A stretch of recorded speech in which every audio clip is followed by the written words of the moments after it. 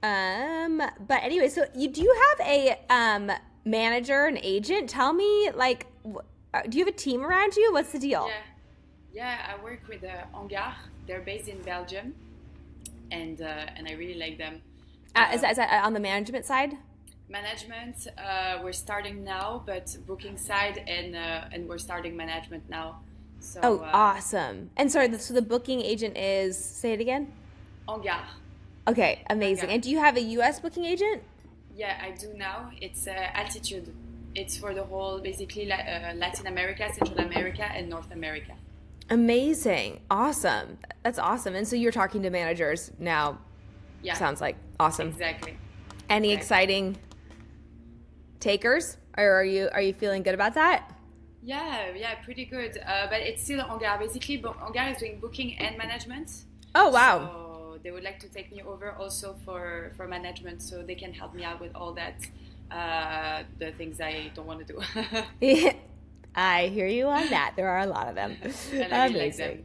That's awesome. Well, I'm sending you an offer later today for those two tracks that you Good. sent. That, oh my God, they're Amazing. incredible. I mean, I've really been playing your one track, Repose or Rave. Like, I don't even know if there's a set recently where I haven't played it. It is so incredible. So I'm so excited. I'm so happy. I had a long call with Defected this morning about releases and marketing and stuff like that. And I was like, you guys, I found her. She's incredible. We have to. So yeah, you'll have an offer coming soon. I think that they're amazing.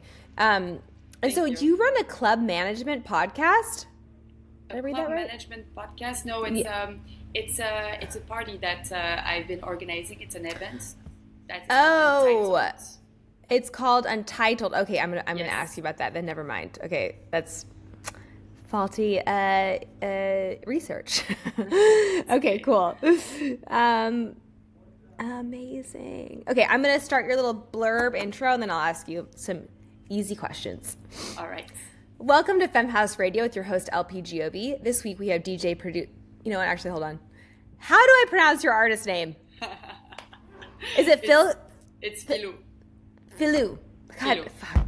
You got Philou. it. Oh my God, I'm gonna sound so Philou. It's Philou. okay. Philou. You got it. Fuck. I'm from Eugene, Oregon, the most basic white bitch you'll ever meet. Philou. Does that sound okay? That sounds okay. Are you sure? Philou. It's perfect. What is it? Where does it come from? My full name is Philippine. Is Philippine. Yeah. That's beautiful. Okay, so Philippine, like Philou. And then Exactly. where did the Lou part come from? My parents, they just always called me Philou, and my friends. Oh, really? And It's a child nickname? yeah, it's been my childhood nickname forever. Oh, I love that. Yeah. Philou. Okay. Exactly. There's also another, I can't wait for you to meet. There's another artist on the label that I'm about to sign that I'm so excited about. He is one of the most, I mean, he's like sitting in a room with this kid is just like, he's one of the most talented producers, songwriters, artists. He was signed to like Ryan Tedder writing pop songs for like, The Weeknd and Justin Bieber and stuff. But then he started a dance project that is unbelievable. But anyways, he's French. Oh, And yeah. his family is from France, and that's his first language. And I would love for you two to meet at some point in time. You'll love each other. He's Yeah, incredible. definitely. Okay, so Philou. I'm so sorry. I probably sound so dumb. I heard your name wrong the first time too. I heard your name wrong. I thought your name was Mia and not Leah.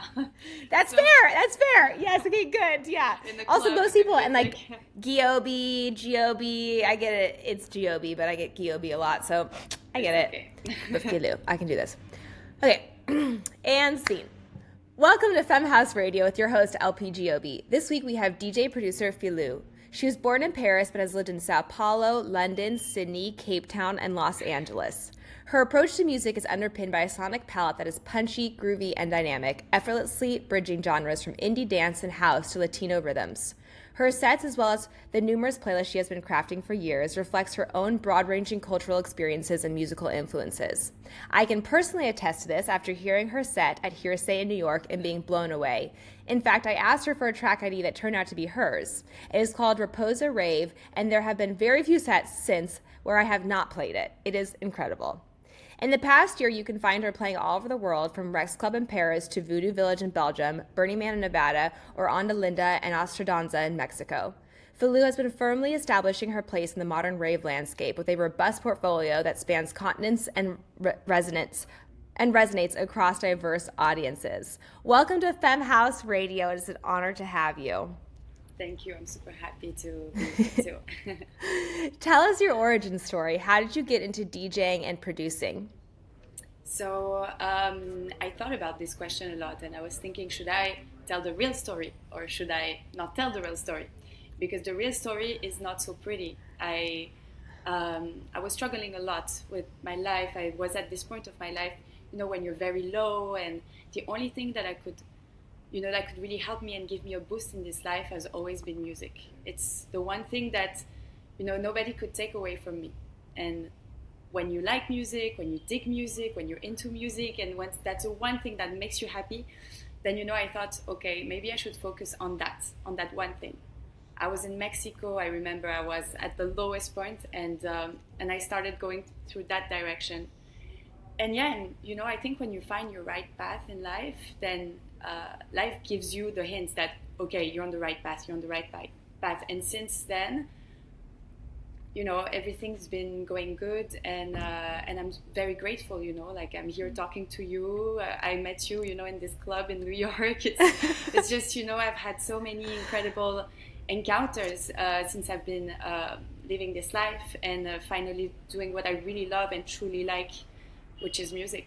And it's wonderful. I can definitely affirm that you are doing the right thing that you're supposed to be doing, because when I saw you, you were shining, you were glowing, you're so captivating that I couldn't take my eyes off of you, which to me means that you're in your path and you're in your power and you're definitely doing the right thing. So good for you for chasing that. I know it's not an easy path by any means, but it is what you were meant to do. I have a selfish question because I loved your set so much.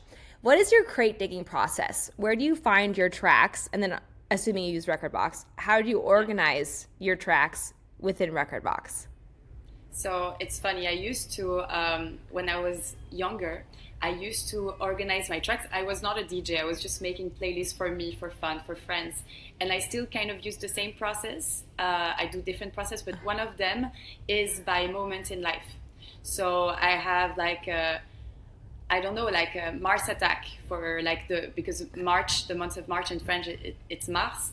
So Mars Attack, there was a show that I liked called Mars Attack, and I called it March because I found this track during this month. So the smell of the spring coming and all that. This is how I organize. I've been organizing my playlist forever since I'm a child. Sort of by the period in time in which you found them. Exactly. So that's the one thing, and then the other one is some is the genre. For example, all my Latino tracks, I have La Noche Caliente, which is only Latino stuff. I always like to give funny names to for example, for the US, my playlist was No Pickles Please. I just give funny names. Is that tied to the sound, or is that just this is how you remember this is the US No Pickles Please? Exactly. This is how you remember this is the US playlist. Yes, absolutely. That is so funny. So you're kind of playing current songs that are inspiring you, that you recently have found, and that's how you're deciding to pick the tracks that you're picking. I usually put the songs that I'm currently listening, then I do another playlist. For example, if I'm playing at Silencio next weekend, I'm going to put a lot of my new tracks there, but also old ones that I really like, that I still want to play. But I keep it close, so whenever I play, I can just go back to that one playlist and try the new tracks. Amazing. And see if it works. Yeah. It's so helpful. Well, all of your new tracks will definitely work. Tell us about Untitled, the event you have been organizing for more than a year now, it sounds like. Exactly. So in Paris, I've been struggling a lot to find good parties. For me, partying is a lot about, it's of course the crowd and the music here. It's pretty difficult to find a good music scene with a crowd that is not too young, not too trashy sometimes. I don't want to use the word trashy, but I know what you mean. you know what I meant. Yes, being in the US, I know what you mean. You want to try to find this in between, and it's pretty difficult. And the crowd I have in Paris, my friends who also share the same love for music, Well, it's been the best party that I've ever go to. Sometimes even in an apartment, just having my crowd, the right music, the right people, and we thought, okay, why not? Because I'm also organizing this party Untitled with two other friends that we share the same value, and we decided to combine the Parisian chic that we want with also like really amazing, good curated lineups with people that we believe in, and not only big names, but also supporting new artists that we like and that we believe in. Hell yeah, good for you for creating your own community to build that there and to play the parties that you want to play. Sometimes you have to build it yourself. So that is, I hope I get to go to one of those parties one day. It sounds really, so, it sounds, yes. I hope I get to play one day. It sounds so Yeah, fun. I would love that. Would love to have you for sure. So a show's coming up in Chicago, Seattle, and New York. How do you like playing in the US? Having lived all over the world, how do you approach each region? I don't have any shows planned in Seattle Oh, and Chicago. You don't? Oh, okay. Well, let me just start that over then. Having lived all over the world, how do you approach each region when you're DJing? Do you have a different approach to how you DJ those different regions? Yeah, for sure. I listen sometimes to some sets. I look at the club, and if I can find some sets from the club, from the party also, Oh, wow. I like to check it out. Also, who are the names who are playing there? But yeah, it's always a little bit, when you go somewhere new, you're like, how am I going to do this? So I'm just trying to, the best advice I was ever given was play whatever you would like to hear right now. What would you like to hear now, Philou? And I'm like, okay, I would like to hear this because I'm in this mood. And I see if the people are coming along also. And if not, I'll just, try to drift towards something different. I love that. I love that. Yeah, the first few times I played in South America, I got my ass kicked, and I really had to figure out like what's the Venn diagram of what I want to play and my music with what sort of culturally works over there, and like so that really forced me to make a lot of edits of my own songs, because some fans were coming to hear my songs, but that was inappropriate for the clubs and space I was playing, and so it really is quite a learning experience playing in different regions and to see how you can stay true to yourself, but also how you can sort of understand their culture and play to that as well. What is your favorite place in the world to play? Amsterdam, I think. Yes. Great answer. Oh, I love that city. I love that city as a city, and I love that it's also so fun to play there. It's amazing to play there. Great. The people are like, they're giving everything to the dance floor. They're super open. Totally. It's an absolute pleasure to play in Amsterdam. What is yours? I mean, that's one, like Tweeshaven. I'm sure I'm saying that wrong. In Amsterdam, Tweeshaven, whatever. That venue is incredible. Yes, I've heard of it. It's so good. Wow. I heard. That was such a party. Oh, I mean, I think like in general, probably South America is, although I just played in, Madrid, and that blew my mind. But, it was just like they come early, they're screaming the whole time. But also Bristol, I played this crazy club at Motion in Bristol where people were just like, it was a really great warehouse scene and like so much like whistling throughout like the whole set. It was a really cool vibe. Personally, I love to be outdoors whenever I can, like in the forest, so I love playing festivals that are outside in trees versus sand.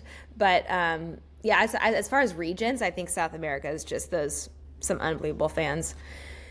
Anyways, well, thank you for being a guest on Femme House Radio. We are huge fans. I am obsessed with your music. I really hope that we get to have you on Yes, Yes, Yes.